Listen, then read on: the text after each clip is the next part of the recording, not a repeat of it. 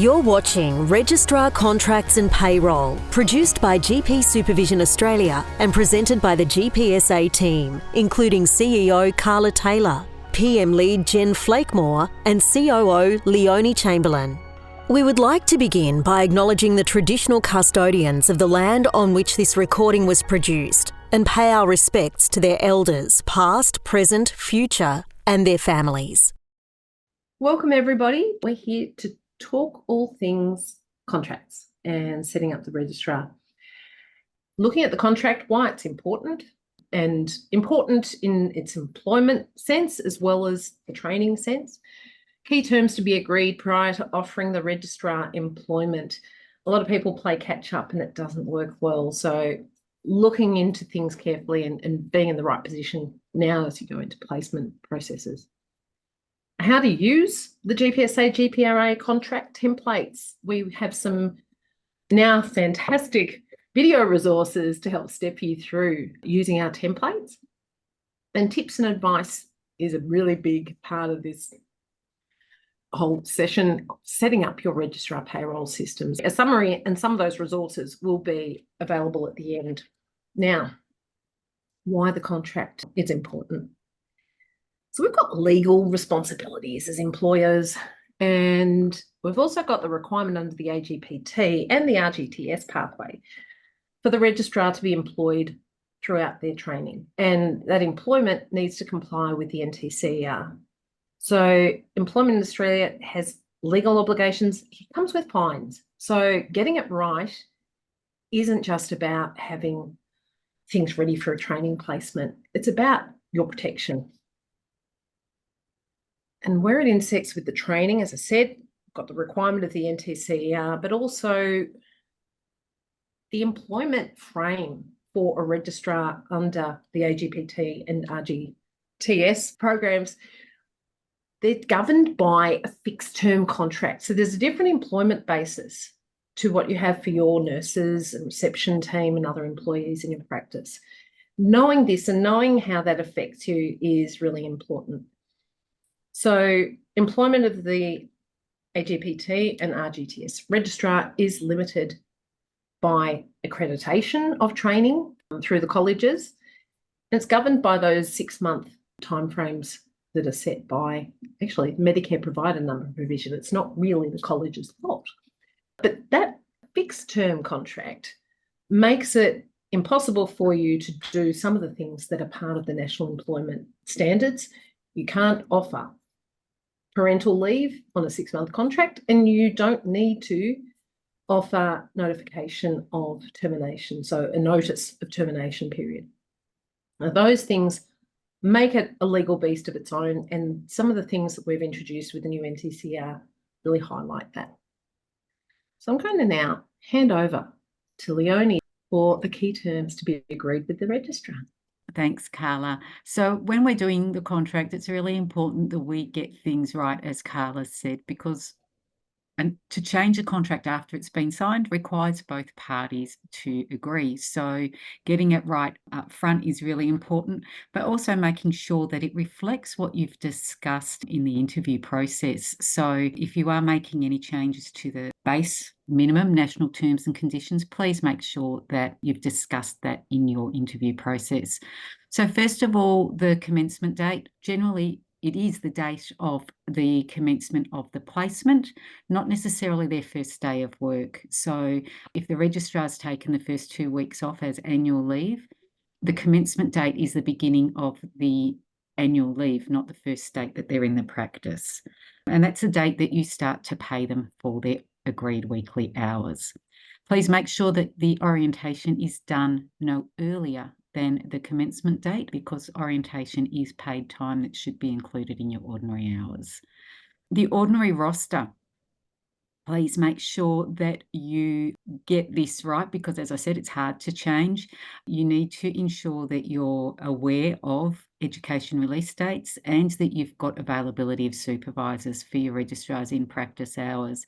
There's no point rostering a GPT-1 on a day that there's no supervisor, because as we know, for at least the first 4 weeks, they can only consult if there's a supervisor on site. So please make sure you consider all of that before you define what the ordinary roster is going to be. After hours and on-call hours, make sure that, as I said, that this is discussed in interview before you actually put an offer out.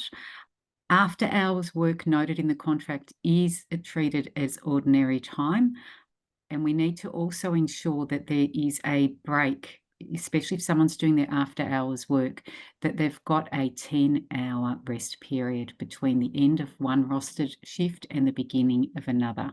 That's a fatigue management issue. It's also a safety issue for your patients, the registrar, and the rest of your staff. So please make sure that you don't have someone finishing at 10 o'clock one night and starting at 7 o'clock the next morning. If that's the ordinary hours of your practice, they need to have that 10-hour break between their shifts. Supervising and teaching, sometimes this can be hard to include in the contract, and if you don't know, it's okay to write to be confirmed. But when you do know who the registrar is going to be, please make sure that you include that. If the supervisor isn't a practice principal, it's important to make sure that you've had a conversation with them early on as to whether or not they're going to be available for the entire contract term, especially if they're planning some long-term leave. Making sure that you've got that alternate supervisor is really important. If you can't confirm who the supervisor is going to be for the full period, I would put to be confirmed or subject to change, because the last thing that you want is for a really important issue like this to be placed in a contract and then you can't meet those terms. So registrar might only be coming to you because they want supervisor X, and if supervisor X, unbeknownst to you, is going to have 6 months leave, might be having a baby, might be travelling overseas, you don't want that to cause any validity issues of your contract. Study leave. So a lot of registrars ask for study leave or are considering study leave. Paid study leave is not an entitlement, but it's fine for the registrar to ask for study leave. If you are prepared to consider giving the registrar unpaid study leave, please make sure that they are aware that they need to discuss that with their college first, because any leave without pay may have implications on their training time. So you don't have to approve it. Any leave requests should not be unreasonably denied, but just be aware that it is on the registrar to make sure they're aware of the implications of any unpaid leave. So whatever you decide on study leave, make sure that you've got it in that contract so that everybody is really clear about it. And your remuneration, obviously, this is the one thing that hopefully everyone is checking so that they get it right in every contract, that the base hourly rate is right. For those who are new to practice management or to taking registrars, the base hourly rate does change according to the registrar's training term. So just be aware it's not a one-size-fits-all. And the total hours on their ordinary roster, please make sure that you have considered any weekend after hours or on-call shifts that the registrar may be rostered on for when you're looking at those total hours. I'm going to hand over to Jen now. Thanks, Leonie. So I'm going to just be talking about the frequency of pay. So in this, make sure that you know how often you're going to pay the registrar's base salary. Put that into the contract. They need to know that. And the options are you can either pay weekly or fortnightly. So this is their base salary. You can't, that has to be at least fortnightly. You can't do it monthly for that one. But the calculation of percentage, so that can be done no less than monthly. So you can do it once a month. It used to be 13 weeks. Now it's once a month. Or you can do less than that. So you can do 4 weekly, 3 weekly, 2 weekly, or weekly, whatever works best for you and the registrar, but you need to make sure that you've got that actually in the contract. The agreed percentage, so it must be no less than 44.79%. That's plus superannuation. So make sure that that's clear. It's not 44.79 including super, it's plus super. So, and that's the minimum percentage that you can offer. And the calculation basis. So make sure the decision's been made on whether you're going to pay on billings or on receipts. That's your choice. That's the business choice. You can do on either one, but make sure that that's clear and in the contract. And then we're talking about, so annual leave calculation. So annual leave is calculated total ordinary hours at 7.69%. So that's plus any additional hours agreed by the registrar and practice throughout the contract term. So making sure that that calculation is clear and that that's what they're actually going to be calculated on is ordinary hours. And then the additional specific conditions. So this is where you would put where there's been any agreed additional things considered. So it might be if they've agreed that there's going to be instruction in marinas, or if they've asked for unpaid study leave and the practice has agreed that that's going to happen. So put that into the contract so it's all clear and it's all transparent for both parties. And lastly, so how to use the contract templates. So for a part-time template is for part-time registrars. So that's anyone who is contracted to you for less than 38 hours a week.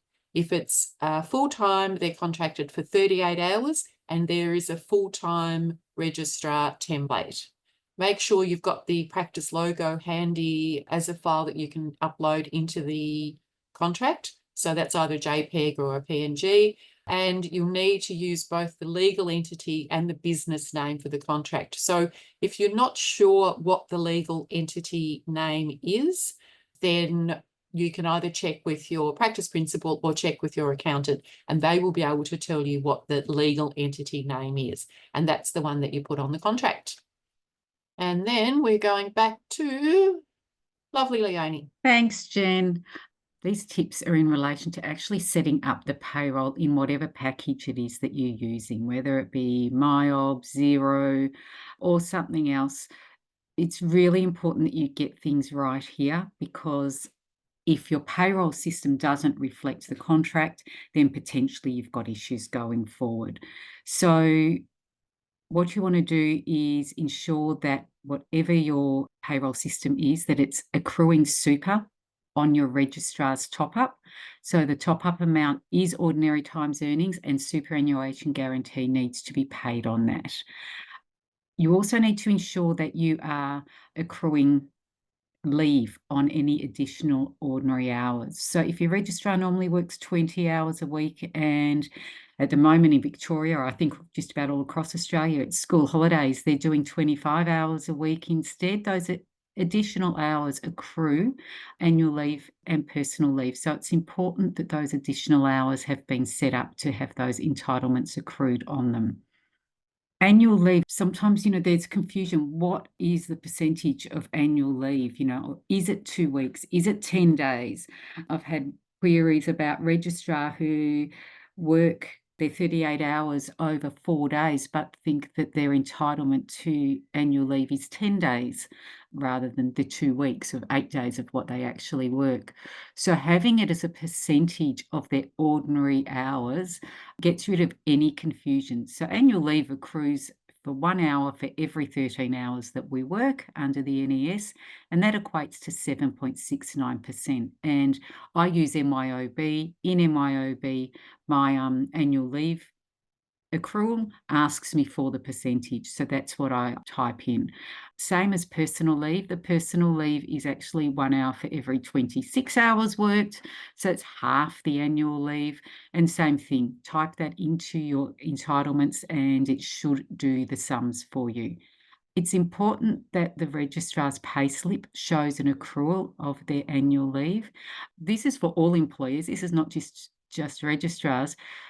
Your entitlements in relation to annual leave need to be shown there, even if the registrar's already taken their annual leave in advance. So our current registrar took their first 2 weeks of this placement as annual leave. So at the moment, they're showing a negative entitlement. And as we go through the semester, that negative entitlement will reduce as they continue to accrue annual leave, and it'll get back to zero. But it's really important that it's shown there, especially if for whatever reason that registrar might have to end the placement with us. That actually shows how much has been paid in advance. So it stops, or hopefully it will reduce any concerns going forward. Okay, these are things that have to be on all of everybody's pay slips, not just a registrar. So the employer's name, the ABN, the date that you've paid, the pay period, your accruals. It's good to have all of those there. Your superannuation contributions. So not only the super guarantee, but also any salary sacrifice, or if they've chosen to make after-tax contributions as well. That should be noted there. Hourly rate, number of hours worked, total hours paid, and if you're paying the top-up amount, how much that is.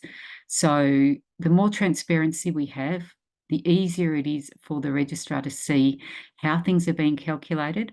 And I always put on my pay slips, please, if you've got any queries, let us know. It's so much easier if you have a question that it can be responded to straight away than at the end of the semester, or 6 weeks in or 8 weeks in. Have the conversations early, and I think it's up to us as practice managers to ensure that we make ourselves really available for the registrar and say, hey, please come and see me. I don't want there to be any confusion, and every practice does things differently. So would love to have a chat and go through those pay slips with you.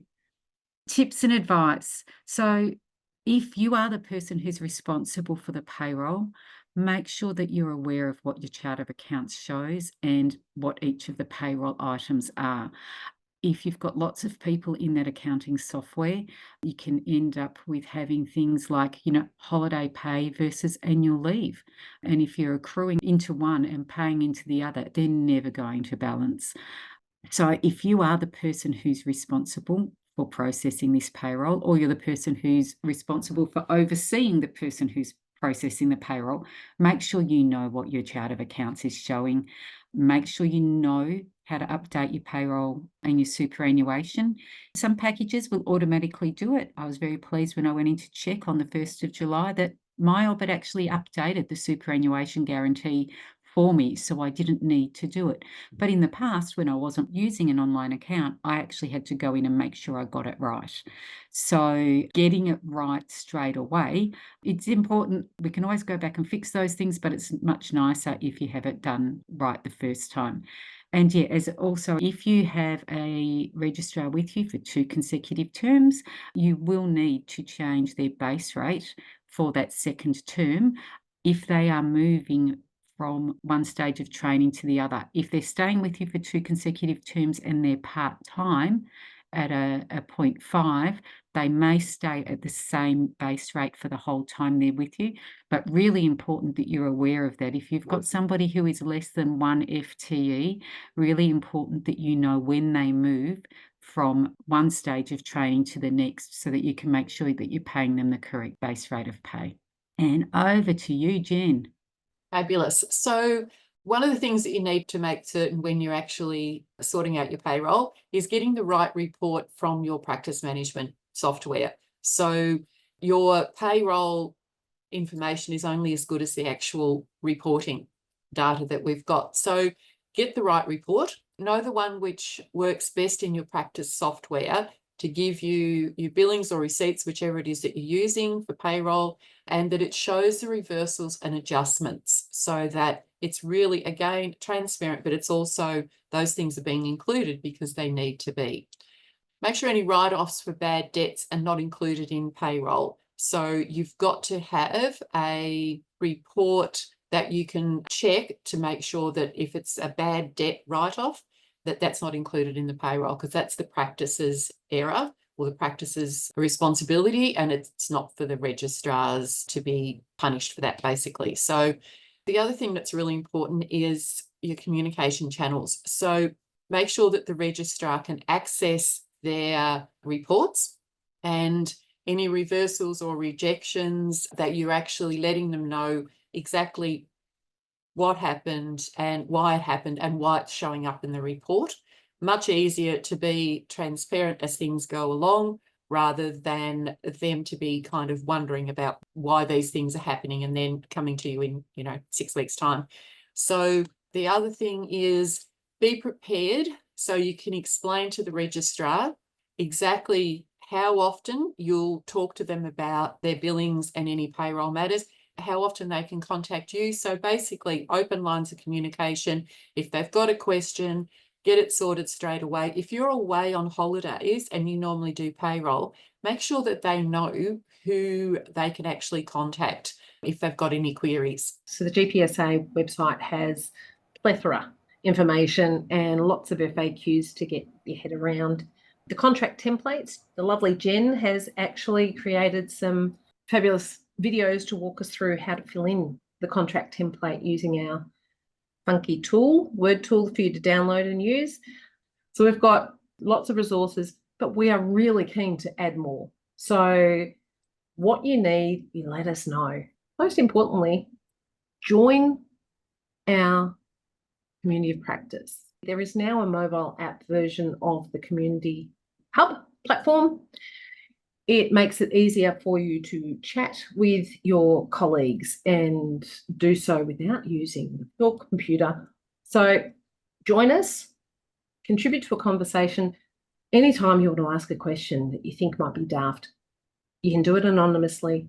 Enjoy the rest of your day, and thank you again for joining us from wherever you are. Thanks for watching. We'd love your feedback. Please comment or subscribe to our YouTube channel for updates on new videos. If you'd like to ask a question or suggest a topic, you can contact us via our website at gpsa.org.au. GP Supervision Australia is supported by funding from the Australian Government under the Australian General Practice Training Program.